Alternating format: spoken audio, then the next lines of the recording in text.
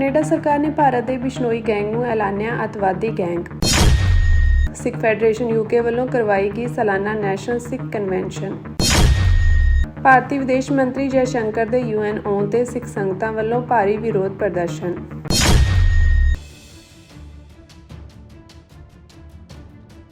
Canada ਦੇ public safety minister Garry ਆਨੰਦਸੰਗਰੀ ਨੇ ਅੱਜ ਐਲਾਨ ਕੀਤਾ ਹੈ ਕਿ ਕੈਨੇਡਾ ਸਰਕਾਰ ਨੇ ਬਿਸ਼ਨੋਈ ਗੈਂਗ ਨੂੰ ਕ੍ਰਿਮੀਨਲ ਕੋਡ ਦੇ ਤਹਿਤ ਇੱਕ ਅੱਤਵਾਦੀ ਇਕਾਈ ਵਜੋਂ ਸੂਚੀਬੱਧ ਕੀਤਾ ਹੈ। ਉਨ੍ਹਾਂ ਕਿਹਾ ਕਿ ਹਿੰਸਾ ਅਤੇ ਦਹਿਸ਼ਤਗਰਦੀ ਦੇ ਕੰਮਾਂ ਲਈ ਕੈਨੇਡਾ ਵਿੱਚ ਕੋਈ ਥਾਂ ਨਹੀਂ ਹੈ, ਖਾਸ ਕਰਕੇ ਉਹਨਾਂ ਲਈ ਜੋ ਡਰ ਅਤੇ ਸਹਿਮ ਦਾ ਮਾਹੌਲ ਪੈਦਾ ਕਰਨ ਲਈ ਖਾਸ ਭਾਈਚਾਰਿਆਂ ਨੂੰ ਨਿਸ਼ਾਨਾ ਬਣਾਉਂਦੇ ਹਨ। ਹੁਣ ਕੈਨੇਡਾ ਦੇ ਕ੍ਰਿਮੀਨਲ ਕੋਡ ਦੇ ਤਹਿਤ ਬਿਸ਼ਨੋਈ ਗੈਂਗ ਨੂੰ ਇੱਕ ਅੱਤਵਾਦੀ ਸਮੂਹ ਦੀ ਸੂਚੀ ਵਿੱਚ ਸ਼ਾਮਿਲ ਕਰ ਦਿੱਤਾ ਗਿਆ, ਜਿਸ ਦਾ ਅਰਥ ਹੈ ਕਿ ਕੈਨੇਡਾ ਵਿੱਚ ਹੁਣ ਇਸ ਸਮੂਹ ਦੀ ਮਲਕੀਅਤ ਵਾਲੀ ਕੋਈ ਵੀ ਚੀਜ਼ ਜਿਵੇਂ ਕਿ ਜਾਇਦਾਦ, ਵਾਹਨ, ਪੈਸਾ ਆਦਿ ਜਮ੍ਹਾਂ ਕੀਤਾ ਜਾ ਸਕਦਾ ਹੈ ਜਾਂ ਫਿਰ ਜ਼ਬਤ ਕੀਤਾ ਜਾ ਸਕਦਾ ਹੈ, ਜੋ ਕੈਨੇਡੀਅਨ ਕਾਨੂੰਨ ਲਾਗੂ ਕਰਨ ਵਾਲਿਆਂ ਨੂੰ ਅੱਤਵਾਦੀ ਅਪਰਾਧਾਂ ਤੇ ਮੁਕੱਦਮਾ ਚਲਾਉਣ ਲਈ ਹੋਰ ਸਾਧਨ ਪ੍ਰਦਾਨ ਕਰਦਾ ਹੈ, ਜਿਸ ਵਿੱਚ ਵਿੱਤ, ਯਾਤਰਾ ਅਤੇ ਭਰਤੀ ਸ਼ਾਮਿਲ ਹਨ। ਉਦਾਹਰਨ ਵਜੋਂ ਕੈਨੇਡਾ ਵਿੱਚ ਕਿਸੇ ਵੀ ਵਿਅਕਤੀ ਅਤੇ ਵਿਦੇਸ਼ਾਂ ਵਿੱਚ ਕੈਨੇਡੀਅਨਾਂ ਲਈ ਜਾਣਬੁੱਝ ਕੇ ਕਿਸੇ ਅੱਤਵਾਦੀ ਸਮੂਹ ਦੀ ਮਲਕੀਅਤ ਜਾਂ ਨਿਯੰਤਰਿਤ ਜਾਇਦਾਦ ਨਾਲ ਨਜਿੱਠਣਾ ਇੱਕ ਅਪਰਾਧ ਹੈ। ਸਿੱਧੇ ਜਾਂ ਅਸਿੱਧੇ ਤੌਰ ਤੇ ਜਾਇਦਾਦ ਪ੍ਰਦਾਨ ਕਰਨਾ ਵੀ ਇੱਕ ਅਪਰਾਧ ਹੈ, ਇਹ ਜਾਣਦੇ ਹੋਏ ਕਿ ਇਸ ਦੀ ਵਰਤੋਂ ਕਿਸੇ ਅੱਤਵਾਦੀ ਸਮੂਹ ਦੁਆਰਾ ਕੀਤੀ ਜਾਵੇਗੀ ਜਾਂ ਉਸ ਨੂੰ ਲਾਭ ਹੋਵੇਗਾ। ਕ੍ਰਿਮੀਨਲ ਕੋਡ ਸੂਚੀ ਦੀ ਵਰਤੋਂ ਇਮੀਗ੍ਰੇਸ਼ਨ ਅਤੇ ਸਰਹੱਦੀ ਅਧਿਕਾਰੀਆਂ ਦੁਆਰਾ ਇਮੀਗ੍ਰੇਸ਼ਨ ਅਤੇ ਸ਼ਰਨਾਰਥੀ ਸੁਰੱਖਿਆ ਐਕਟ ਦੇ ਤਹਿਤ ਕੈਨੇਡਾ ਵਿੱਚ ਦਾਖਲੇ ਬਾਰੇ ਫੈਸਲਿਆਂ ਨੂੰ ਸੂਚਿਤ ਕਰਨ ਲਈ ਵੀ ਕੀਤੀ ਜਾ ਸਕਦੀ ਹੈ। ਬਿਸ਼ਨੋਈ ਗੈਂਗ ਇੱਕ ਅੰਤਰਰਾਸ਼ਟਰੀ ਅਪਰਾਧਿਕ ਸੰਗਠਨ ਹੈ ਜੋ ਮੁੱਖ ਤੌਰ ਤੇ ਭਾਰਤ ਤੋਂ ਬਾਹਰ ਕੰਮ ਕਰਦਾ ਹੈ। ਇਹ ਸੰਗਠਨ ਕੈਨੇਡਾ ਵਿੱਚ ਵੀ ਅਪਰਾਧਿਕ ਗਤੀਵਿਧੀਆਂ ਵਿੱਚ ਸ਼ਾਮਿਲ ਹੈ ਅਤੇ ਖਾਸ ਕਰਕੇ ਡਾਇਸਪੋਰਾ ਭਾਈਚਾਰਿਆਂ ਵਾਲੇ ਖੇਤਰਾਂ ਵਿੱਚ ਸਰਗਰਮ ਹੈ। ਬਿਸ਼ਨੋਈ ਗੈਂਗ ਕਤਲ, ਗੋਲੀਬਾਰੀ ਅਤੇ ਅਗਜ਼ਨੀ ਵਰਗੇ ਅਪਰਾਧਾਂ ਵਿੱਚ ਸ਼ਾਮਿਲ ਹੈ। ਇਹ ਜਬਰੀ ਵਸੂਲੀ, ਡਰਾਉਣਾ ਅਤੇ ਧਮਕੀਆਂ ਰਾਹੀਂ ਦਹਿਸ਼ਤ ਪੈਦਾ ਕਰਦਾ ਹੈ। ਬਿਸ਼ਨੋਈ ਗੈਂਗ ਭਾਈਚਾਰੇ ਦੇ ਮੈਂਬਰਾਂ, ਕਾਰੋਬਾਰੀਆਂ ਅਤੇ ਸੱਭਿਆਚਾਰਕ ਸ਼ਖਸੀਅਤਾਂ ਨੂੰ ਨਿਸ਼ਾਨਾ ਬਣਾ ਕੇ ਇਹਨਾਂ ਭਾਈਚਾਰਿਆਂ ਵਿੱਚ ਅਸੁਰੱਖਿਆ ਦਾ ਮਾਹੌਲ ਪੈਦਾ ਕਰਦਾ ਹੈ। ਬਿਸ਼ਨੋਈ ਗੈਂਗ ਨੂੰ ਸੂਚੀਬੱਧ ਕਰਨ ਨਾਲ ਕੈਨੇਡੀਅਨ ਸੁਰੱਖਿਆ, ਖੁਫੀਆ ਜਾਣਕਾਰੀ ਅਤੇ ਕਾਨੂੰਨ ਲਾਗੂ ਕਰਨ ਵਾਲੀਆਂ ਏਜੰਸੀਆਂ ਨੂੰ ਉਹਨਾਂ ਦੇ ਅਪਰਾਧਾਂ ਦਾ ਮੁਕਾਬਲਾ ਕਰਨ ਅਤੇ ਭਾਈਚਾਰਿਆਂ ਨੂੰ ਸੁਰੱਖਿਅਤ ਬਣਾਉਣ ਵਿੱਚ ਮਦਦ ਮਿਲੇਗੀ। ਦੱਸ ਦਈਏ ਕਿ ਲਾਰੈਂਸ ਬਿਸ਼ਨੋਈ ਗੁਜਰਾਤ ਦੀ ਸਾਬਰਮਤੀ ਜੇਲ੍ਹ ਵਿੱਚ ਬੰਦ ਹੈ, ਜਿੱਥੇ ਉਹ ਇਸ ਅੱਤਵਾਦੀ ਗਰੁੱਪ ਨੂੰ ਚਲਾ ਰਿਹਾ। ਕੈਨੇਡਾ ਦੀਆਂ ਸੁਰੱਖਿਆ ਏਜੰਸੀਆਂ ਪਹਿਲਾਂ ਖੁਲਾਸਾ ਕਰ ਚੁੱਕੀਆਂ ਹਨ ਕਿ ਭਾਈ ਹਰਦੀਪ ਸਿੰਘ ਨਿੱਜਰ ਦੇ ਕਤਲ ਸਮੇਤ ਕੈਨੇਡਾ ਵਿੱਚ ਸਿੱਖਾਂ ਅਤੇ ਹੋਰ ਸ਼ਹਿਰੀਆਂ ਖਿਲਾਫ ਹੋਈਆਂ ਹਿੰਸਕ ਘਟਨਾਵਾਂ ਵਿੱਚ ਇਹ ਅੱਤਵਾਦੀ ਗਰੁੱਪ ਸ਼ਾਮਿਲ ਹੈ ਅਤੇ ਭਾਰਤ ਸਰਕਾਰ ਦੀਆਂ ਏਜੰਸੀਆਂ ਇਸ ਅੱਤਵਾਦੀ ਗਰੁੱਪ ਰਾਹੀਂ ਕੈਨੇਡਾ ਵਿੱਚ ਹਿੰਸਕ ਘਟਨਾਵਾਂ ਕਰਵਾ ਰਹੀਆਂ ਹਨ।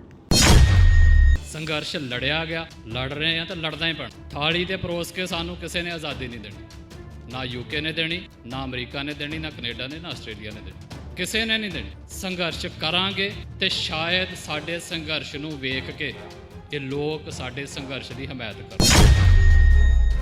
ਜੇ ਸੰਘਰਸ਼ ਮੱਧਮ ਪੈ ਗਿਆ ਜਾਂ ਸੰਘਰਸ਼ ਖਤਮ ਕਰਤਾ ਜਾਂ ਘਰਾਂ 'ਚ ਬਹਿ ਗਏ ਵੀ ਨਹੀਂ ਜੀ ਕਦੀ ਦੁਨੀਆ ਦੇ ਵਿੱਚ ਵਰਲਡ ਵਾਰ ਲੱਗਣੀ ਆ, ਉਹਦੇ ਵਿੱਚੋਂ ਮੁਲਕ ਟੁੱਟਣਗੇ, ਉਹਨਾਂ ਮੁਲਕਾਂ ਦੇ ਵਿੱਚੋਂ ਸਾਡਾ ਖਾਲਿਸਤਾਨ ਬਣ ਜਾਣਾ, ਐਵੇਂ ਖਾਲਿਸਤਾਨ ਨਹੀਂ ਬਣਨਾ, ਐਵੇਂ ਖਾਲਿਸਤਾਨ ਕੋਈ ਨਹੀਂ ਛੱਡੇਗਾ। ਸਿੱਖ ਫੈਡਰੇਸ਼ਨ ਯੂਕੇ ਵੱਲੋਂ ਸਾਲਾਨਾ ਨੈਸ਼ਨਲ ਸਿੱਖ convention Guru Nanak Singh Gurdwara ਸੈਜਲੀ street, Wolverhampton ਵਿਖੇ ਕਰਵਾਈ ਗਈ। ਇਸ ਮੌਕੇ 26 ਤਰੀਕ ਤੋਂ ਆਰੰਭ ਹੋਏ ਸ਼੍ਰੀ ਅਖੰਡ ਪਾਠ ਸਾਹਿਬ ਦੇ ਭੋਗ ਪਾਏ ਗਏ, ਉਪਰੰਤ ਗੁਰਬਾਣੀ ਕੀਰਤਨ ਅਤੇ ਕਥਾ ਵਿਚਾਰਾਂ ਹੋਈਆਂ। ਇਸ ਮੌਕੇ ਦੂਰੋਂ ਨੇੜਿਓਂ ਪਹੁੰਚੀਆਂ ਸਿੱਖ ਸ਼ਖਸੀਅਤਾਂ ਨੇ ਵਿਚਾਰਾਂ ਦੀ ਸਾਂਝ ਪਾਈ। ਜਿਹੜਾ ਸਾਡਾ ਮੁਲਕ ਬਣਿਆ ਆ ਅਸੀਂ ਉਹਨੂੰ ਆਜ਼ਾਦ ਕਰਾਉਣਾ, ਮੁਲਕ ਸਾਡਾ ਹੈਗਾ ਆ। ਪਰ ਉਹ ਕਈ ਵਾਰੀ ਜਦੋਂ ਬੰਦਾ ਫਲੋਅ 'ਚ ਬੋਲਦਾ ਤਾਂ ਕਹਿ ਦਿੰਦਾ ਵੀ ਅਸੀਂ ਵੀ ਖਾਲਿਸਤਾਨ ਬਣਾਉਣਾ। ਖਾਲਿਸਤਾਨ ਸਾਡਾ ਹੈਗਾ ਆ, ਉਹ ਤਾਂ ਕਬਜ਼ਾ ਇਸ ਟਾਈਮ ਇੰਡੀਆ ਦਾ, ਅਸੀਂ ਉਹ ਆਜ਼ਾਦ ਕਰਵਾਉਣਾ ਆ। ਸੋ ਉਹਦੇ ਵਿੱਚ ਅਸੀਂ ਚਾਹਣਾ, ਸੋ ਉਹਦੇ ਵਿੱਚ ਕੁਰਬਾਨੀਆਂ ਬੇਅੰਤ ਹੋਈਆਂ, ਹੋ ਰਹੀਆਂ ਨੇ ਅਤੇ ਭਵਿੱਖ 'ਚ ਹੋਣੀਆਂ ਨੇ। ਸੰਘਰਸ਼ ਲੜਿਆ ਗਿਆ, ਲੜ ਰਹੇ ਆ ਤਾਂ ਲੜਦਾ ਹੀ ਪੈਣਾ। ਥਾਲੀ ਤੇ ਪਰੋਸ ਕੇ ਸਾਨੂੰ ਕਿਸੇ ਨੇ ਆਜ਼ਾਦੀ ਨਹੀਂ ਦੇਣੀ, ਨਾ ਯੂਕੇ ਨੇ ਦੇਣੀ, ਨਾ ਅਮਰੀਕਾ ਨੇ ਦੇਣੀ, ਨਾ ਕੈਨੇਡਾ ਨੇ, ਨਾ ਆਸਟ੍ਰੇਲੀਆ ਨੇ ਦੇਣੀ, ਕਿਸੇ ਨੇ ਨਹੀਂ ਦੇਣੀ। ਸੰਘਰਸ਼ ਕਰਾਂਗੇ ਤੇ ਸ਼ਾਇਦ ਸਾਡੇ ਸੰਘਰਸ਼ ਨੂੰ ਵੇਖ ਕੇ ਇਹ ਲੋਕ ਸਾਡੇ ਸੰਘਰਸ਼ ਦੀ ਹਮਾਇਤ ਕਰਨ। ਔਰ ਮੁਲਕ ਸਿਰਫ ਹਮਾਇਤ ਹੀ ਕਰਦੇ ਹੁੰਦੇ ਨੇ, ਉਹ ਬਹੁਤ ਘੱਟ ਮੁਲਕ ਹੁੰਦੇ ਨੇ ਜਿਹੜੇ ਸਿੱਧੇ ਸਿੱਧੇ ਆ ਕੇ ਤੁਹਾਡੇ ਨਾਲ ਮੈਦਾਨੇ ਜੰਗ ਦੇ ਵਿੱਚ ਨਿੱਤਰ ਜਾਂਦੇ। ਅਦਰਵਾਈਜ਼ ਤੁਸੀਂ ਅੱਜ ਦੇ ਮਾਡਰਨ ਵਰਲਡ ਦੀ ਐਗਜ਼ਾਮਪਲ ਲੈ ਲਓ, ਰਸ਼ੀਆ ਯੂਕਰੇਨ ਦਾ ਮਸਲਾ ਤੁਹਾਡੇ ਸਾਹਮਣੇ। ਯੂਕਰੇਨ ਨੂੰ ਕਿੰਨਾ ਬੈਕ ਕੀਤਾ ਗਿਆ ਮੁਲਕਾਂ ਵੱਲੋਂ, ਪਰ ਕੋਈ ਮੁਲਕ ਸਿੱਧਾ ਜਾ ਕੇ ਲੜਿਆ ਨਹੀਂ ਉਹਨਾਂ ਦੇ ਲਈ। ਯੂਕਰੇਨੀਅਨ ਖੁਦ ਲੜੇ ਨੇ, ਉਹ ਲੜ ਰਹੇ ਨੇ। ਪੈਲਸਟਾਈਨ ਦਾ ਮਸਲਾ ਸਾਡੇ ਸਾਹਮਣੇ। UN ਦੇ ਵਿੱਚ 157 ਮੁਲਕ ਉਹਨਾਂ ਨੂੰ ਮਾਨਤਾ ਦੇ ਚੁੱਕੇ। ਲਗਭਗ 81-82% ਮੁਲਕਾਂ ਦੀ ਗਿਣਤੀ ਬਣ ਜਾਂਦੀ ਹੈ। ਪਰ ਕੋਈ ਮੁਲਕ ਜਾ ਕੇ ਫਲਸਤੀਨੀਆਂ ਲਈ ਲੜਿਆ ਨਹੀਂ, ਉਹ ਲੜੇ ਆਪ ਨੇ, ਸੰਘਰਸ਼ ਉਹਨਾਂ ਨੇ ਆਪ ਕੀਤਾ ਹੈ। ਪਰ ਇਹੀ ਉਸ ਸੰਘਰਸ਼ ਦੀ ਮਾਨਤਾ ਹੁੰਦੀ ਹੈ ਜਦੋਂ ਦੁਨੀਆ ਤੁਹਾਡੇ ਸੰਘਰਸ਼ ਨੂੰ ਮਾਨਤਾ ਦੇ ਕੇ ਤੁਹਾਨੂੰ ਰੈਕੋਗਨਾਈਜ਼ ਕਰਦੀ।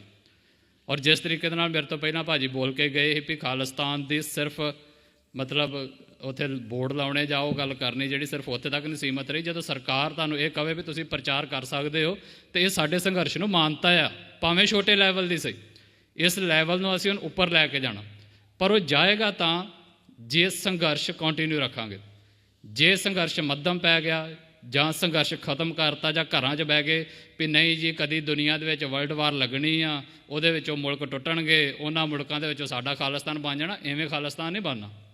ਐਵੇਂ ਖਾਲਿਸਤਾਨ ਕੋਈ ਨਹੀਂ ਛੱਡੇਗਾ। ਪੰਜਾਬ 'ਚ ਕਈ ਵਾਰੀ ਸਾਨੂੰ ਕਹਿੰਦੇ ਹੁੰਦੇ ਵੀ ਵੇਖੋ ਜੀ ਜਦੋਂ ਚੀਨ ਅਤੇ ਇੰਡੀਆ ਆਪਸ 'ਚ ਲੜੇ ਫਿਰ ਚੀਨ ਨੇ ਜਿਹੜਾ ਵਾ ਇੰਡੀਆ ਨੂੰ ਦਬਾਲ ਦੇਣਾ ਅਤੇ ਖਾਲਿਸਤਾਨ ਬਣ ਜਾਣਾ। ਉਹ ਮੈਂ ਕਿਹਾ ਯਾਰ ਜੇ ਖਾਲਿਸਤਾਨ ਨੂੰ ਜਿਹੜਾ ਉਹ ਚੀਨ ਆ ਜੋ ਲੜੂਗਾ ਅਤੇ ਜੋ ਇੰਡੀਆ ਨੂੰ ਦਬਲੂਗਾ ਅਤੇ ਅਸੀਂ ਚੀਨ ਦੇ ਮਾਸੀ ਦੇ ਪੋਤੇ ਆ ਵੀ ਸਾਨੂੰ ਕਹੂਗਾ ਵੀ ਇੰਨਾ ਕੁ ਖਾਲਿਸਤਾਨ ਤੁਸੀਂ ਲੈ ਲਓ, ਉਹਨਾਂ ਕੋਲ ਰਾਜ ਨਾ ਹੋਊਗਾ। ਵੀ ਕਿਸੇ ਨੇ ਨਹੀਂ ਦੇਣਾ ਹੁੰਦਾ, ਆਪਣੀ ਜੁਰਤ ਦੇ ਨਾਲ ਗੁਰੂ ਮਹਾਰਾਜ ਦੀ ਸਮਰੱਥਾ ਦੇ ਮੁਤਾਬਕ ਅਸੀਂ ਲੈਣਾ ਹੈ। ਹਾਂ, ਦੁਨੀਆ ਦਾ ਅਸੀਂ ਸਾਥ ਅਤੇ ਸਹਿਯੋਗ ਲੈਣਾ ਹੈ। ਉਹਦੇ ਲਈ ਸਾਡੇ ਡਾਇਸਪੋਰਾ ਦਾ ਜਿਹੜਾ ਅਹਿਮ ਰੋਲ ਹੈ ਇੱਕ, ਉਹ ਯੂਕੇ ਦੇ ਵਿੱਚ ਬਖੂਬੀ ਨਿਭਦਾ ਰਿਹਾ ਆ ਔਰ ਅਸੀਂ ਆਸ ਕਰਾਂਗੇ ਕਿ ਇਨ ਫਿਊਚਰ ਵੀ ਉਹ ਨਿਭਦਾ ਰਹੇ। ਔਰ ਇਹ ਮੈਚਿਓਰਟੀ, ਇਹ ਸਮਝ, ਇਹ ਜਿਹੜਾ ਤੁਹਾਡਾ ਐਕਸਪੀਰੀਅੰਸ ਹੈ ਉਹ ਹੋਰਨਾਂ ਮੁਲਕਾਂ ਦੇ ਵਿੱਚ ਵੀ ਜਾਵੇ ਅਤੇ ਉੱਥੇ ਦੀ ਜਿਹੜੀ ਅਗਲੀ ਯੰਗ ਲੀਡਰਸ਼ਿਪ ਆ ਉਹ ਇਸ ਚੀਜ਼ ਨੂੰ ਇੰਪਲੀਮੈਂਟ ਕਰੇ ਪ੍ਰੈਕਟੀਕਲੀ, ਅਤੇ ਸਾਰੀ ਦੁਨੀਆ ਦੇ ਵਿੱਚ ਸਾਡੀ ਜਿਹੜੀ ਲੌਬਿੰਗ ਆ ਉਹ ਹੋਵੇ। ਇਹ ਇੱਕ ਲੰਬਾ ਸੰਘਰਸ਼ ਆ, ਇਹ 2 ਦਿਨਾਂ ਦੇ ਵਿੱਚ ਨਹੀਂ ਨਿਬੜ ਜਾਣਾ। ਅਤੇ ਗੁਰੂ ਮਹਾਰਾਜ ਚਾਹੁਣ ਤਾਂ ਹੋ ਸਕਦਾ ਕੱਲ੍ਹ ਨੂੰ ਮਿਲ ਜੇ, ਉਹ ਇੱਕ ਰੂਹਾਨੀਅਤ ਦੀ ਇੱਕ ਗੱਲ ਹੁੰਦੀ ਜਿਹੜੀ ਉਹਦੇ ਹੈ। ਪਰ ਮੈਂ ਅੱਗੇ ਵੀ ਬੜੀ ਵਾਰੀ ਇਹ ਗੱਲ ਪੰਜਾਬ 'ਚ ਵੀ ਕਹੀ ਹੈ ਵੀ ਸਾਨੂੰ ਆਪਣਾ ਜਜ਼ਬਾ ਐਵੇਂ ਰੱਖਣਾ ਚਾਹੀਦਾ ਵੀ ਅਸੀਂ ਖਾਲਿਸਤਾਨ ਕੱਲ੍ਹ ਹੀ ਆਜ਼ਾਦ ਕਰਾ ਲੈਣਾ, ਪਰ ਸਾਡੇ ਅੰਦਰ ਸੰਤੋਖ ਇਹਨਾਂ ਹੋਣਾ ਚਾਹੀਦਾ ਵੀ ਜੇ ਸਾਨੂੰ ਸਦੀਆਂ ਤੱਕ ਵੀ ਲੜਨਾ ਪਿਆ ਤਾਂ ਅਸੀਂ ਲੜੀਏ। ਸੋ ਉਹ ਸੰਤੋਖ ਅਤੇ ਸਬਰ ਵੀ ਸੰਘਰਸ਼ ਦੇ ਵਿੱਚ ਬੜੀ ਅਹਿਮ ਚੀਜ਼ ਹੁੰਦੀ ਹੈ। ਸੋ ਉਹਦੇ ਵਿੱਚ ਸਾਡੇ ਪੁਰਾਣੇ ਸਿੰਘਾਂ ਨੇ ਸਾਨੂੰ ਕਰਕੇ ਵਿਖਾ ਲਿਆ, ਜਿਹੜਾ ਅਸੀਂ ਕਈ ਵਾਰੀ ਕਹਿ ਦਿੰਦੇ ਵੀ 40-40 ਸਾਲ ਹੋ ਗਏ ਸਿੰਘਾਂ ਤੁਰਦੇ। ਇਹ ਸਬਰ ਅਤੇ ਸੰਤੋਖ ਹੀ ਆ। ਬੰਦੇ ਤੇ 4 ਦਿਨ ਸਾਡੀ ਕੋਈ ਗੱਲ ਨਾ ਸੁਣੇ ਅਤੇ ਅਸੀਂ ਚੁੱਪ ਕਰਕੇ ਘਰ ਬਹਿ ਜਾਂਦੇ ਵੀ ਯਾਰ ਕੁਝ ਨਹੀਂ ਹੋਣ ਡਿਆ। ਨਹੀਂ, ਇਹ ਗੁਰਬਾਣੀ ਤੋਂ ਹੀ ਮਿਲਦਾ, ਇਹ ਭਗਤੀ ਤੋਂ ਹੀ ਮਿਲਦਾ, ਇਹ ਗੁਰੂ ਦੀ ਬਖਸ਼ਿਸ਼ ਹੋਵੇ ਤਾਂ ਹੀ ਮਿਲਦਾ। ਔਰ ਅਸੀਂ ਇਹਨਾਂ ਲਈ ਅਰਦਾਸ ਕਰੀਏ ਔਰ ਅਗਲੇ ਜਿਹੜੇ ਸੰਘਰਸ਼ ਕਰਨ ਆ ਰਹੇ ਨੇ ਉਹਨਾਂ ਲਈ ਵੀ ਅਰਦਾਸ ਕਰੀਏ ਕਿ ਇਹ ਸਬਰ, ਸੰਤੋਖ ਅਤੇ ਜਜ਼ਬਾ ਉਹਨਾਂ ਦੇ ਵਿੱਚ ਵੀ ਗੁਰੂ ਮਹਾਰਾਜ ਭਰ ਕੇ ਰੱਖਣ। ਲੈ ਕੇ ਰਵਾਂਗੇ, ਲੈ ਕੇ ਰਵਾਂਗੇ ਸਿੰਘੋ ਤੁਹਾਡੀ ਸੋਚ ਤੇ ਪਹਿਰਾ ਦਿਆਂਗੇ ਠੋਕ ਕੇ, ਸ਼ਹੀਦੋ ਤੁਹਾਡੀ ਸੋਚ ਤੇ ਪਹਿਰਾ ਦਿਆਂਗੇ ਠੋਕ ਕੇ। ਇੰਡੀਆ ਆਊਟਾ, ਖਾਲਿਸਤਾਨ, ਇੰਡੀਆ ਆਊਟਾ। ਖਾਲਿਸਤਾਨ। ਸਮੂਹ ਪੰਥਕ ਜਥੇਬੰਦੀਆਂ ਤੇ ਗੁਰਦੁਆਰਾ ਪ੍ਰਬੰਧਕ ਕਮੇਟੀਆਂ ਦੇ ਸਹਿਯੋਗ ਦੇ ਨਾਲ ਭਾਰਤੀ ਵਿਦੇਸ਼ ਮੰਤਰੀ ਐਸ ਜੈ ਸ਼ੰਕਰ ਦੇ ਯੂਐਨ ਆਉਣ ਤੇ ਭਾਰੀ ਵਿਰੋਧ ਪ੍ਰਦਰਸ਼ਨ ਅਤੇ ਮੁਜ਼ਾਹਰਾ ਕੀਤਾ ਗਿਆ। ਇਸ ਮੌਕੇ ਦੂਰੋਂ ਨੇੜਿਓਂ ਸੰਗਤਾਂ ਨੇ ਪਹੁੰਚ ਕੇ ਆਪਣਾ ਰੋਸ ਪ੍ਰਗਟ ਕੀਤਾ। ਖਾਲਿਸਤਾਨੀ ਝੰਡਿਆਂ ਦੇ ਨਾਲ ਸਜੇ ਇਸ ਰੋਸ ਪ੍ਰਦਰਸ਼ਨ ਦੌਰਾਨ ਸੰਗਤਾਂ ਵੱਲੋਂ ਭਾਰਤ ਦੀਆਂ ਘੱਟ ਗਿਣਤੀਆਂ ਵਿਰੋਧੀ ਨੀਤੀਆਂ ਦੀ ਨਿਖੇਧੀ ਕੀਤੀ ਗਈ।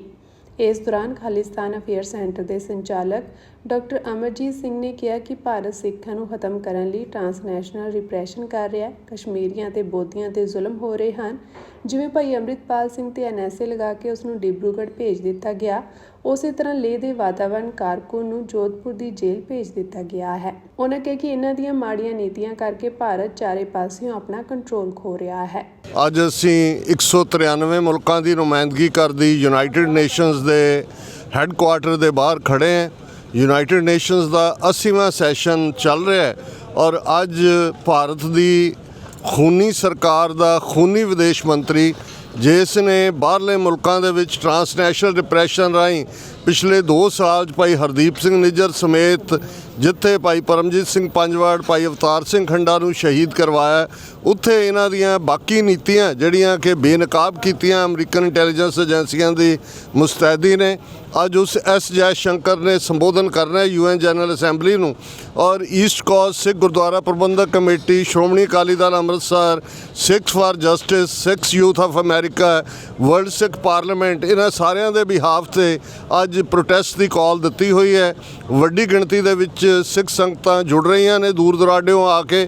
ਵਾਸ਼ਿੰਗਟਨ DC ਤੋਂ ਸਾਡੇ ਵੀਰ ਸਰ ਬਲਵਿੰਦਰ ਸਿੰਘ ਚੱਠਾ ਤੇ ਭਾਈ ਸੰਤੋਖ ਸਿੰਘ ਇੰਡੀਆਨਾ ਤੋਂ ਵਿਸ਼ੇਸ਼ ਤੌਰ ਤੇ ਪਹੁੰਚੇ ਨੇ।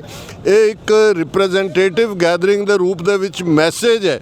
ਔਰ ਇਸ ਵੇਲੇ ਜੋ ਹਾਲਾਤ ਸਾਡੇ ਖਿੱਤੇ ਦੇ ਬਣੇ ਹੋਏ ਨੇ, ਪ੍ਰੈਜ਼ੀਡੈਂਟ ਟਰੰਪ ਰਿਪੀਟਡਲੀ ਉਹਨਾਂ ਨੇ ਮੋਦੀ ਸਰਕਾਰ ਦਾ ਜਿਹੜਾ ਡੈਮੋਕ੍ਰੇਸੀ ਦਾ ਫਾਰ ਸੀ, ਧੋਖੇਬਾਜ਼ਾਂ ਦਾ, ਉਸ ਨੂੰ ਜਿਹੜਾ ਉਸ ਬਲਫ ਨੂੰ ਕਾਲ ਆਊਟ ਕੀਤਾ। ਇਸ ਵੇਲੇ H1B ਵੀਜ਼ੇ ਦੇ ਉੱਤੇ $1 ਲੱਖ ਦੀ ਫੀਸ ਜਿਹੜੀ ਹੈ ਉਹ ਆਇਦ ਕੀਤੀ ਗਈ ਹੈ। 72% ਫਰਾਡੀਏ ਜਿਹੜੇ ਭਾਰਤੀ ਨੇ ਉਹੀ ਇੱਥੇ ਆਉਂਦੇ ਸਨ। ਇਸ ਤੋਂ ਇਲਾਵਾ 50% ਟੈਰਿਫ, 25% ਟੈਰਿਫ ਤੇ 25% ਜਿਹੜੀ ਯੂਕਰੇਨ ਵਾਰ ਜਿਹਨੂੰ ਮੋਦੀ ਨੇ ਜਿਹੜਾ ਉਹ ਆਪਣੀ ਵਾਰ ਬਣਾਇਆ। ਔਰ ਪ੍ਰੈਜ਼ੀਡੈਂਟ ਟਰੰਪ ਨੇ ਵੀ ਕਿਹਾ ਕਿ ਇਟ ਇਜ਼ ਮੋਦੀਜ਼ ਵਾਰ, ਕਿ ਫਿਊਲ ਕਰਦੇ ਨੇ ਰਸ਼ੀਅਨ ਆਇਲ ਇੰਡਸਟਰੀ ਨੂੰ। ਔਰ ਯੂਕਰੇਨ ਦੇ ਵਿੱਚ ਹਜ਼ਾਰਾਂ ਬੇਗੁਨਾਹ ਮਾਰੇ ਜਾ ਰਹੇ ਨੇ। ਔਰ ਜਦੋਂ ਅਸੀਂ ਗੱਲਬਾਤ ਕਰ ਰਹੇ ਹਾਂ, ਈਵਨ ਲੱਦਾਖ ਵਰਗਾ ਬਿਲਕੁਲ ਇੱਕ ਪੀਸਫੁਲ ਸੂਬਾ ਜਿੱਥੇ ਬੁੱਧ ਧਰਮ ਨੂੰ ਮੰਨਣ ਵਾਲੇ ਨੇ, ਜਿਨ੍ਹਾਂ ਨੂੰ 2019 ਦੇ ਵਿੱਚ ਯੂਨੀਅਨ ਟੈਰੀਟਰੀ ਦਾ ਜਦੋਂ ਸਟੇਟਸ ਦਿੱਤਾ ਗਿਆ ਤੇ ਉਹਨਾਂ ਨੇ ਬੜੀਆਂ ਖੁਸ਼ੀਆਂ ਮਨਾਈਆਂ ਵੀ ਪਤਾ ਨਹੀਂ ਸਾਨੂੰ ਕੀ ਮਿਲ ਗਿਆ। ਅੱਜ ਹਾਲ ਇਹ ਹੈ ਕਿ ਸੋਨਮ ਵਾਂਗਚੁਕ ਜਿਹੜਾ ਗਾਂਧੀਵਾਦੀ ਲੀਡਰ ਹੈ, ਉਹਨੂੰ ਜਿਹੜਾ ਇਹਨਾਂ ਨੇ NSA ਦੇ ਥੱਲੇ ਚੁੱਕ ਕੇ ਜੋਧਪੁਰ ਸੁੱਟਿਆ। ਜਿਵੇਂ ਭਾਈ ਅੰਮ੍ਰਿਤਪਾਲ ਸਿੰਘ ਹੋਰਾਂ ਨੂੰ 2900 ਕਿਲੋਮੀਟਰ ਦੂਰ ਡਿਬਰੂਗੜ੍ਹ ਦੀ ਜੇਲ੍ਹ ਵਿੱਚ ਸੁੱਟਿਆ ਹੋਇਆ ਔਰ ਉੱਥੇ ਗੋਲੀ ਚਲਾ ਕੇ 4 ਬੇਗੁਨਾਹ ਸਟੂਡੈਂਟਸ ਨੂੰ, ਜਿਹਨੂੰ ਜਨਰੇਸ਼ਨ Z ਕਿਹਾ ਜਾਂਦਾ, ਅੱਜ ਉਹ ਸੜਕਾਂ ਤੇ ਨੇ। ਸੋ ਇਹ ਭਾਰਤ ਦੀ ਅਸਲ ਹਾਲਤ ਹੈ। ਮਨੀਪੁਰ ਸਮੇਤ ਭਾਰਤ ਦੇ ਉੱਤਰ ਪੂਰਬ ਦੇ 7 ਸੂਬੇ ਪਹਿਲਾਂ ਹੀ ਇਹਨਾਂ ਦੇ ਕਾਬੂ ਤੋਂ ਬਾਹਰ ਨੇ। ਜੰਮੂ ਕਸ਼ਮੀਰ ਦੇ ਵਿੱਚ ਵੀ ਜਿਹੜਾ ਇਹਨਾਂ ਦੇ ਜ਼ਬਰ ਦੀ ਚੱਕੀ ਚੱਲ ਰਹੀ ਹੈ। ਹੁਣ ਲੱਦਾਖ ਵੀ ਇਹਨਾਂ ਦੇ ਹੱਥਾਂ 'ਚੋਂ ਨਿਕਲ ਗਿਆ। ਔਰ ਖਾਲਿਸਤਾਨ ਦਾ ਮੁੱਦਾ ਇਸ ਵੇਲੇ ਇੰਟਰਨੈਸ਼ਨਲ ਰਾਡਾਰ ਦੇ ਉੱਤੇ ਹੈ। ਦੁਨੀਆ ਦੇ ਵਿੱਚ ਬੜੀ ਸਿੰਪੈਥੀ ਦੇ ਨਾਲ ਇਸ ਗੱਲ ਨੂੰ ਦੇਖਿਆ ਜਾ ਰਿਹਾ ਹੈ ਵੀ ਸਿੱਖ ਕੌਮ ਜਿਹੜੀ ਕਿ ਤੀਸਰੀ ਧਿਰ ਸੀ ਜਦੋਂ 1947 ਦੇ ਵਿੱਚ ਟ੍ਰਾਂਸਫਰ ਆਫ ਪਾਵਰ ਹੋਈ, ਨੈਗੋਸ਼ੀਏਸ਼ਨ ਦੇ ਲਈ ਰਾਊਂਡ ਟੇਬਲ ਕਾਨਫਰੰਸਿਸ ਹੋਈਆਂ ਔਰ ਸਿੱਖ ਲੀਡਰਸ਼ਿਪ ਨੇ ਗਾਂਧੀ ਨਹਿਰੂ ਦੇ ਵਾਅਦਿਆਂ ਦੇ ਉੱਤੇ ਇੰਡੀਅਨ ਯੂਨੀਅਨ ਨੂੰ ਜੁਆਇਨ ਕੀਤਾ। ਪਰ 37 ਵਰ੍ਹਿਆਂ ਬਾਅਦ 47 ਤੋਂ 84 ਤੱਕ ਅਸੀਂ ਦੇਖਦੇ ਹਾਂ ਕਿ ਜੂਨ 84 ਦੇ ਪਹਿਲੇ ਹਫ਼ਤੇ ਸਿੱਖਾਂ ਦੇ ਖਿਲਾਫ ਅਨਐਲਾਨੀਆ ਜੰਗ, ਟੋਟਲ ਵਾਰ ਡਿਕਲੇਅਰ ਕੀਤੀ ਗਈ। ਔਰ ਇਹਨਾਂ 41 ਸਾਲਾਂ ਦੇ ਵਿੱਚ ਇੱਕ ਤੋਂ ਬਾਅਦ ਇੱਕ ਹਥਿਆਰ ਸਾਮ ਦਾਮ ਦੰਡ ਭੇਦ ਦਾ ਤਾਂ ਹੈ ਹੀ ਹੈ। ਇਹ ਵੀ ਪਹਿਲੀ ਵਾਰ ਉਸ ਖਿੱਤੇ ਦੇ ਵਿੱਚ ਅਸੀਂ ਦੇਖ ਰਹੇ ਹਾਂ। 1988 'ਚ ਵੀ ਇਹਨਾਂ ਨੇ ਵਾਟਰ ਨੂੰ ਐਜ਼ ਏ ਵੈਪਨ ਇਸਤੇਮਾਲ ਕਰਕੇ ਪੰਜਾਬ ਨੂੰ ਪਾਣੀ ਦੇ ਵਿੱਚ ਡੋਬਿਆ ਸੀ। ਅੱਜ 2000 ਦੇ ਕਰੀਬ ਪੰਜਾਬ ਦੇ ਪਿੰਡ ਪਾਣੀ ਦੇ ਵਿੱਚ ਡੋਬੇ ਗਏ। 6-6 ਫੁੱਟ ਰੇਤਾ ਖੇਤਾਂ ਦੇ ਵਿੱਚ ਹੈ। ਔਰ ਮਜ਼ਾਕ ਕਰਦੇ ਆ ਮੋਦੀ ਜਿਹੜਾ ਕਿ 1 ਮਹੀਨੇ ਬਾਅਦ ਆਇਆ ਤੇ 1500 ਕਰੋੜ ਦੇ ਪੈਕੇਜ ਦੀ ਗੱਲ ਕੀਤੀ। ਕੱਲ੍ਹ ਪੰਜਾਬ ਅਸੈਂਬਲੀ ਨੇ ਇੰਡੀਅਨ ਗਵਰਨਮੈਂਟ ਨੂੰ ਕੰਡੈਮ ਕਰਦਿਆਂ ਰੈਜ਼ੋਲੂਸ਼ਨ ਕੀਤਾ। ਉਹਨਾਂ ਦਾ ਕਹਿਣਾ ਹੈ ਕਿ ਈਵਨ ਉਹ 1500 ਕਰੋੜ ਜਿਹੜਾ ਪ੍ਰੋਮਿਸ ਕੀਤਾ ਗਿਆ ਉਹਦੇ 'ਚੋਂ ਵੀ ਅਜੇ ਤੱਕ ਇੱਕ ਪੈਨੀ ਵੀ ਪੰਜਾਬ ਦੇ ਵਿੱਚ ਨਹੀਂ ਆਈ। ਔਰ ਇਹ ਸਿੱਖਾਂ ਨੂੰ ਸਜ਼ਾ ਦਿੱਤੀ ਜਾ ਰਹੀ ਹੈ ਕਿਉਂਕਿ ਸਿੱਖਾਂ ਨੇ ਇਹਨਾਂ ਦਾ ਜਿਹੜਾ ਲੇਟੈਸਟ ਸੋ ਕਾਲਡ ਆਪਰੇਸ਼ਨ ਸੰਦੂਰ, ਉਸ ਦੇ ਵਿੱਚ ਸਿੱਖ ਕੌਮ ਨੇ ਕਿਹਾ ਇਹ ਸਾਡੀ ਜੰਗ ਨਹੀਂ ਹੈ, ਉਧਰ ਸਾਡਾ ਨਨਕਾਣਾ ਹੈ, ਇੱਧਰ ਸਾਡਾ ਦਰਬਾਰ ਸਾਹਿਬ ਹੈ। ਔਰ ਇਹ ਬਿਲਕੁਲ ਪਹਿਲਗਾਮ ਫਾਲਸ ਫਲੈਗ ਆਪਰੇਸ਼ਨ ਨੂੰ ਅਸੀਂ ਨਹੀਂ ਮੰਨਦੇ।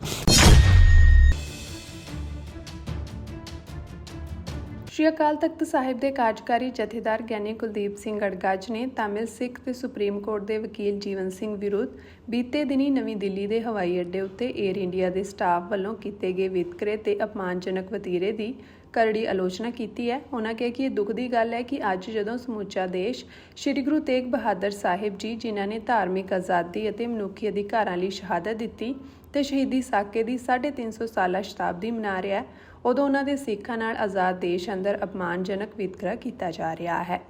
ਜਥੇਦਾਰ ਗੜਗੱਜ ਨੇ ਕਿਹਾ ਕਿ ਜੀਵਨ ਸਿੰਘ ਨਾਲ ਜੋ ਘਟਨਾ ਨਵੀਂ ਦਿੱਲੀ ਹਵਾਈ ਅੱਡੇ ਉੱਤੇ ਵਾਪਰੀ ਹੈ, ਉਸ ਨਾਲ ਦੇਸ਼ ਵਿਦੇਸ਼ ਵਿੱਚ ਵਸਦੇ ਸਿੱਖਾਂ ਦੇ ਮਨਾਂ ਨੂੰ ਗਹਿਰੀ ਸੱਟ ਲੱਗੀ ਹੈ।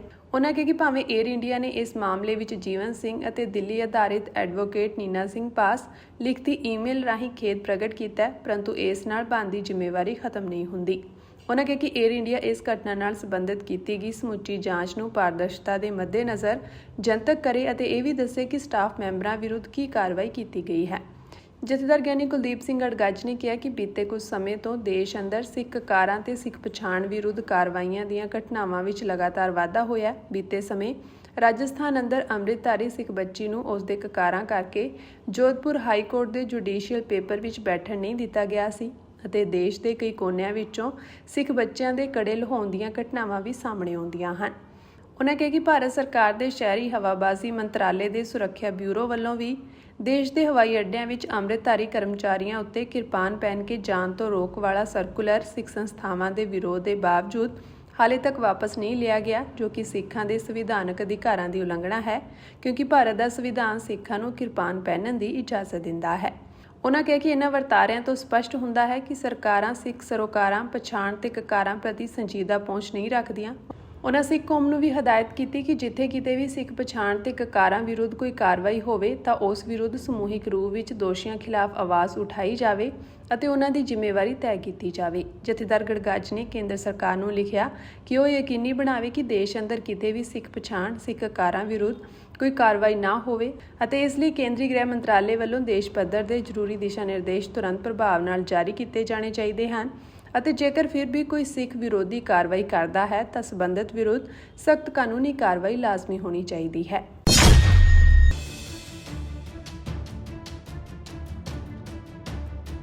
ਰੂਸ ਨੇ ਲੰਘੀ ਰਾਤ ਯੂਕਰੇਨ ਤੇ ਡਰੋਨ ਤੇ ਮਿਜ਼ਾਈਲ ਨਾਲ ਕਈ ਹਮਲੇ ਕੀਤੇ, ਜਿਸ ਵਿੱਚ 4 ਵਿਅਕਤੀਆਂ ਦੀ ਮੌਤ ਹੋ ਗਈ ਅਤੇ ਘੱਟ ਤੋਂ ਘੱਟ 10 ਵਿਅਕਤੀ ਜ਼ਖਮੀ ਹੋ ਗਏ।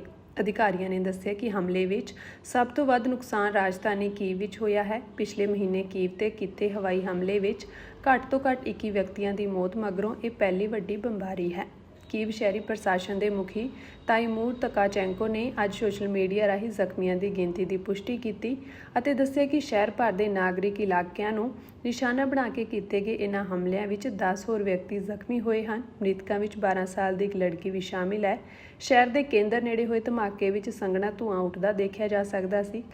ਕੀਵ ਦੇ ਮੇਅਰ ਵਿਟਾਲੀ ਅਨੁਸਾਰ ਰਾਤ ਨੂੰ ਸ਼ੁਰੂ ਹੋਏ ਅਤੇ ਤੜਕੇ ਤੋਂ ਬਾਅਦ ਵੀ ਜਾਰੀ ਰਹੇ ਹਮਲਿਆਂ ਵਿੱਚ ਰਿਹਾਇਸ਼ੀ ਇਮਾਰਤਾਂ, ਨਾਗਰਿਕ ਬੁਨਿਆਦੀ ਢਾਂਚੇ ਅਤੇ ਮੈਡੀਕਲ ਸੰਸਥਾ ਨੂੰ ਵੀ ਨਿਸ਼ਾਨਾ ਬਣਾਇਆ ਗਿਆ ਹੈ। ਉਨ੍ਹਾਂ ਦੱਸਿਆ ਕਿ ਰਾਜਧਾਨੀ ਵਿੱਚ 20 ਤੋਂ ਵੱਧ ਥਾਵਾਂ ਤੇ ਨੁਕਸਾਨ ਪਹੁੰਚਿਆ। ਰੂਸੀ ਅਧਿਕਾਰੀਆਂ ਨੇ ਹਮਲਿਆਂ ਤੇ ਤੁਰੰਤ ਕੋਈ ਟਿੱਪਣੀ ਨਹੀਂ ਕੀਤੀ ਹੈ। ਕੀਵ ਦੇ ਕੇਂਦਰੀ ਰੇਲਵੇ ਸਟੇਸ਼ਨ ਤੇ ਮੁਸਾਫਰ ਗੋਲੀਆਂ ਤੇ ਡਰੋਨਾਂ ਦੀਆਂ ਆਵਾਜ਼ਾਂ ਵਿਚਾਲੇ ਪਹੁੰਚੇ। ਜ਼ਿਆਦਾਤਰ ਲੋਕ ਹਮਲੇ ਦੀ ਚੇਤਾਵਨੀ ਖਤਮ ਹੋਣ ਤੱਕ ਪਲੇਟਫਾਰਮ ਅੰਡਰਪਾਸ ਵਿੱਚ ਚੁੱਪਚਾਪ ਬੈਠੇ ਰਹੇ। ਦੱਸਦੇ ਕਿ ਅਮਰੀਕਾ ਤੇ ਨਾਟੋ ਮੁਲਕ ਰੂਸ ਨੂੰ ਚੇਤਾਵਨੀ ਦਿੰਦੇ ਆ ਰਹੇ ਹਨ ਕਿ ਉਹ ਯੂਕਰੇਨ ਨੂੰ ਨਿਸ਼ਾਨਾ ਬਣਾਉਣਾ ਬੰਦ ਕਰੇ। ਯੂਕਰੇਨੀ ਰਾਸ਼ਟਰਪਤੀ ਵੋਲੋਦੀਮੀਰ ਜ਼ੈਲੈਂਸਕੀ ਨੇ ਕਿਹਾ ਕਿ ਰੂਸ ਖਿਲਾਫ ਸਖਤ ਕਾਰਵਾਈ ਹੋਣੀ ਚਾਹੀਦੀ ਹੈ।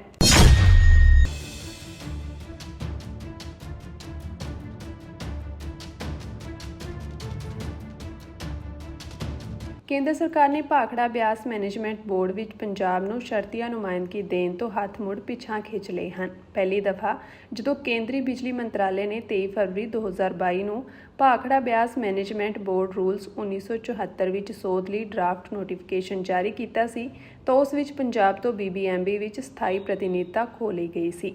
ਪੰਜਾਬ ਸਰਕਾਰ ਦੇ ਕਈ ਵਰ੍ਹਿਆਂ ਦੇ ਵਿਰੋਧ ਮਗਰੋਂ ਹੁਣ ਮੁੜ ਕੇਂਦਰ ਸਰਕਾਰ ਨੇ ਸੋਧਿਆ ਡਰਾਫਟ ਨੋਟੀਫਿਕੇਸ਼ਨ ਜਾਰੀ ਕੀਤਾ ਹੈ।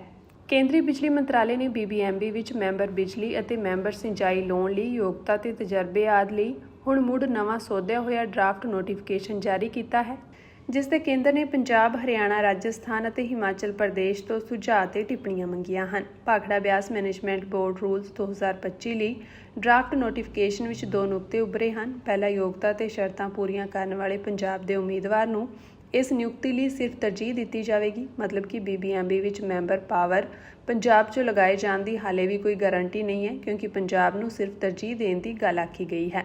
ਹਾਲਾਂਕਿ ਸੋਧੇ ਹੋਏ ਡਰਾਫਟ ਨੋਟੀਫਿਕੇਸ਼ਨ ਵਿੱਚ ਪਹਿਲੇ ਡਰਾਫਟ ਨੋਟੀਫਿਕੇਸ਼ਨ ਨਾਲੋਂ ਕੁਝ ਯੋਗਤਾ ਤੇ ਸ਼ਰਤਾਂ ਵਿੱਚ ਢਿੱਲ ਦਿੱਤੀ ਗਈ ਹੈ, ਪਰੰਤੂ ਮੂਲ ਢਾਂਚੇ ਵਿੱਚ ਕੋਈ ਬਦਲਾਅ ਨਹੀਂ ਕੀਤਾ ਗਿਆ ਹੈ।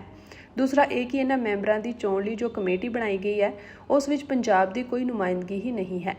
ਇੱਕ ਸੀਨੀਅਰ ਅਧਿਕਾਰੀ ਨੇ ਕਿਹਾ ਕਿ ਚੋਣ ਕਮੇਟੀ ਵਿੱਚ BBMB ਦੇ ਚੇਅਰਮੈਨ ਨੂੰ ਮੈਂਬਰ ਵਜੋਂ ਰੱਖਿਆ ਗਿਆ ਹੈ, ਜਦੋਂ ਕਿ ਇਸ ਤਰ੍ਹਾਂ ਮੈਂਬਰਾਂ ਦੀ ਚੋਣ ਵਿੱਚ ਪੱਖਪਾਤ ਹੋਣ ਦੀ ਸੰਭਾਵਨਾ ਹੋਰ ਵੱਧ ਸਕਦੀ ਹੈ। ਉਨ੍ਹਾਂ ਕਿਹਾ ਕਿ ਪੰਜਾਬ ਦੇ ਮੁੱਖ ਸਕੱਤਰ ਨੂੰ ਵੀ ਚੋਣ ਕਮੇਟੀ ਵਿੱਚ ਸ਼ਾਮਿਲ ਕੀਤਾ ਜਾਣਾ ਚਾਹੀਦਾ ਹੈ। ਚੋਣ ਕਮੇਟੀ ਦੀ ਬਣਤਰ ਦੇਖੀਏ ਤਾਂ 5 ਮੈਂਬਰੀ ਚੋਣ ਕਮੇਟੀ ਵਿੱਚ ਕੇਂਦਰੀ ਪਾਵਰ ਸਕੱਤਰ ਚੇਅਰਮੈਨ ਹੋਣਗੇ, ਜਦੋਂ ਕਿ ਕੇਂਦਰੀ ਜਲ ਕਮਿਸ਼ਨ ਅਤੇ ਕੇਂਦਰੀ ਬਿਜਲੀ ਅਥਾਰਟੀ ਦੇ ਚੇਅਰਮੈਨ ਨੂੰ ਮੈਂਬਰ ਵਜੋਂ ਕਮੇਟੀ ਵਿੱਚ ਸ਼ਾਮਿਲ ਕੀਤਾ ਗਿਆ ਹੈ। BBMB ਦਾ ਚੇਅਰਮੈਨ ਵੀ ਚੋਣ ਕਮੇਟੀ ਦਾ ਮੈਂਬਰ ਹੋਵੇਗਾ ਅਤੇ ਇੱਕ ਮਾਹਰ ਮੈਂਬਰ ਕੇਂਦਰੀ ਬਿਜਲੀ ਮੰਤਰੀ ਨਾਮਜ਼ਦ ਕਰੇਗਾ। ਪੁਰਾਣੀ ਇਹੋ ਪ੍ਰਥਾ ਰਹੀ ਹੈ ਕਿ ਆਮ ਸਹਿਮਤੀ ਨਾਲ ਹਮੇਸ਼ਾ BBMB ਵਿੱਚ ਮੈਂਬਰ ਪਾਵਰ ਪੰਜਾਬ 'ਚੋਂ ਲੱਗਦਾ ਰਿਹਾ, ਜਦੋਂ ਕਿ ਮੈਂਬਰ ਸਿੰਜਾਈ ਹਰਿਆਣਾ 'ਚੋਂ ਤੈਨਾਤ ਹੁੰਦਾ ਹੈ। ਇਸੇ ਤਰ੍ਹਾਂ BBMB ਵਿੱਚ ਮੈਂਬਰ ਸਿੰਜਾਈ ਦੀ ਨਿਯੁਕਤੀ ਮੌਕੇ ਹਰਿਆਣਾ ਨੂੰ ਤਰਜੀਹ ਦੇਣ ਦੀ ਗੱਲ ਆਖੀ ਗਈ ਹੈ। ਹੁਣ BBMB ਵਿੱਚ ਹਿੱਸੇਦਾਰੀ ਸੂਬਿਆਂ ਵੱਲੋਂ ਡਰਾਫਟ ਨੋਟੀਫਿਕੇਸ਼ਨ ਤੇ ਆਪਣੇ ਵਿਚਾਰ ਦਿੱਤੇ ਜਾਣਗੇ।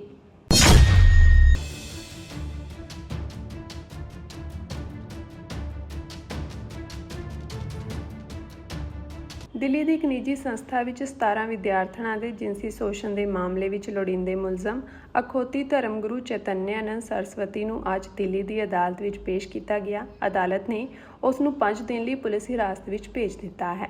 ਪੁਲਿਸ ਨੇ 62 ਸਾਲਾ ਮੁਲਜ਼ਮ ਨੂੰ ਬਾਅਦ ਦੁਪਹਿਰ 3:40 ਤੇ ਡਿਊਟੀ ਮੈਜਿਸਟ੍ਰੇਟ ਰਵੀ ਦੇ ਸਾਹਮਣੇ ਪੇਸ਼ ਕੀਤਾ। ਦਿੱਲੀ ਪੁਲਿਸ ਦੀ ਇੱਕ ਟੀਮ ਨੂੰ ਚੈਤਨਿਆਨੰਦ ਦੇ ਆਗਰਾ ਵਿੱਚ ਹੋਣ ਦਾ ਪਤਾ ਲੱਗਿਆ ਸੀ, ਜਿਸ ਮਗਰੋਂ ਇੱਕ ਟੀਮ ਬਣਾ ਕੇ ਉਸ ਨੂੰ ਉੱਥੋਂ ਦੇ ਇੱਕ ਹੋਟਲ ਵਿੱਚੋਂ ਤੜਕੇ 3:30 ਵਜੇ ਦੇ ਕਰੀਬ ਗ੍ਰਿਫਤਾਰ ਕਰ ਲਿਆ ਗਿਆ। ਇਸ ਤੋਂ ਪਹਿਲਾਂ ਪੁਲਿਸ ਨੇ ਉਸ ਦੀ 8 ਕਰੋੜ ਰੁਪਏ ਦੀ ਜਾਇਦਾਦ ਫ੍ਰੀਜ਼ ਕਰ ਦਿੱਤੀ ਸੀ। FIR ਅਨੁਸਾਰ ਦੱਖਣੀ ਪੱਛਮੀ ਦਿੱਲੀ ਸਥਿਤ ਇੱਕ ਮੈਨੇਜਮੈਂਟ ਸੰਸਥਾ ਦੇ ਸਾਬਕਾ ਮੁਖੀ ਚੈਤਨਿਆਨੰਦ ਨੇ ਕਥਿਤ ਤੌਰ ਤੇ ਵਿਦਿਆਰਥਣਾਂ ਨੂੰ ਦੇਰ ਰਾਤ ਆਪਣੀ ਰਿਹਾਇਸ਼ ਤੇ ਆਉਣ ਲਈ ਮਜਬੂਰ ਕੀਤਾ ਅਤੇ ਉਹਨਾਂ ਨੂੰ ਇਤਰਾਜ਼ਯੋਗ ਸੁਨੇਹੇ ਭੇਜੇ। FIR ਅਨੁਸਾਰ ਉਹ ਕਥਿਤ ਤੌਰ ਤੇ ਆਪਣੇ ਫੋਨ ਰਾਹੀਂ ਵਿਦਿਆਰਥਣਾਂ ਦੀਆਂ ਗਤੀਵਿਧੀਆਂ ਤੇ ਨਜ਼ਰ ਰੱਖਦਾ ਸੀ। FIR ਵਿੱਚ ਕਿਹਾ ਗਿਆ ਕਿ ਜਾਂਚ ਦੌਰਾਨ ਪਤਾ ਲੱਗਿਆ ਕਿ ਮੁਲਜ਼ਮ ਨੇ ਕਥਿਤ ਤੌਰ ਤੇ ਵੱਖ-ਵੱਖ ਨਾਵਾਂ ਤੇ ਵੇਰਵਿਆਂ ਦੀ ਵਰਤੋਂ ਕਰਕੇ ਕਈ ਬੈਂਕ ਖਾਤੇ ਖੁਲਵਾਏ ਤੇ ਆਪਣੇ ਖਿਲਾਫ FIR ਦਰਜ ਹੋਣ ਤੋਂ ਬਾਅਦ 50 ਲੱਖ ਰੁਪਏ ਤੋਂ ਵੱਧ ਦੀ ਰਾਸ਼ੀ ਕੱਢ ਲਈ। ਉਸ ਤੇ ਵੀ ਦੋਸ਼ ਹੈ ਕਿ ਉਸਨੇ ਖਾਤਾ ਖੁਲਵਾਉਂਦੇ ਸਮੇਂ ਕਥਿਤ ਤੌਰ ਤੇ ਵੱਖ-ਵੱਖ ਵੇਰਵਿਆਂ ਵਾਲੇ ਦਸਤਾਵੇਜ਼ ਜਮ੍ਹਾਂ ਕਰਵਾਏ ਸਨ।